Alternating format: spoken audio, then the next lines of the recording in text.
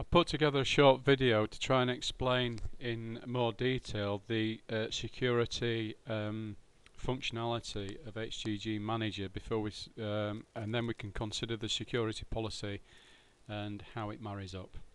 So just looking at the first logon page using the reference number and 75% of the reference number, this in itself provides many different permutations which adds to the security of the logon page.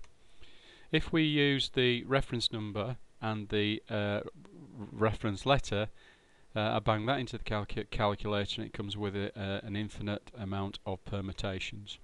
This is before we consider the other two-digit box, the username and the password. So High-Tech are confident at this level we are providing users the options to use a simple or a complex format to log on to the data within HTGmanager. This said, even though they get through the logon page, they can't see the modules. So every user that accesses the tracker has to be activated at a module level. So an administrator will go to user rights and give the rights to access the progress tracker.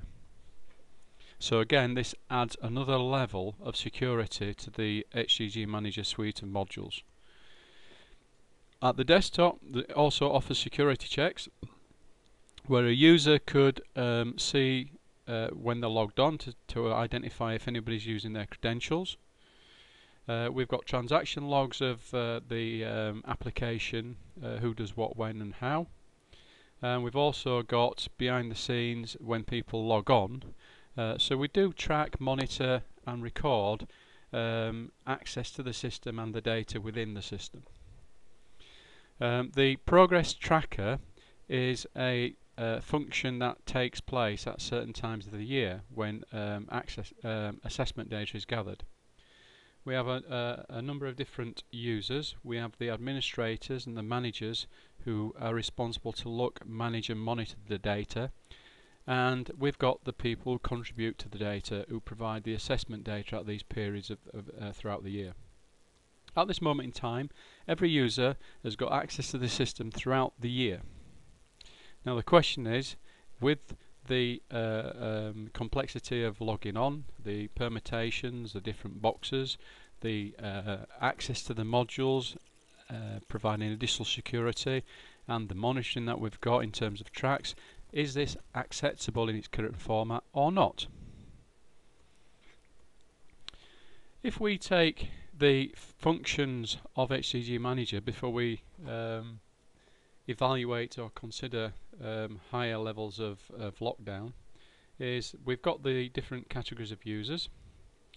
The administrators, managers need access to the data to analyse, monitor and use the data throughout the year, whereas the people who are contributing the data only need access at the assessment windows. So the majority of the users could be locked out of the system and only given access when they need to enter the data.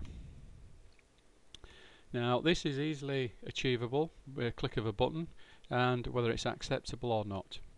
HTG has a privacy functionality that we've introduced, but to be honest, not many authorities, in fact no authorities, no sites have taken us up on this. We could put the progress tracker behind the privacy module, which means every time they click the privacy module, it will say your site has assigned this connection as sensitive, please adhere to your security policy. When you accept this, it will actually send you a 12-digit code to your mobile, which you will enter to gain access to the site.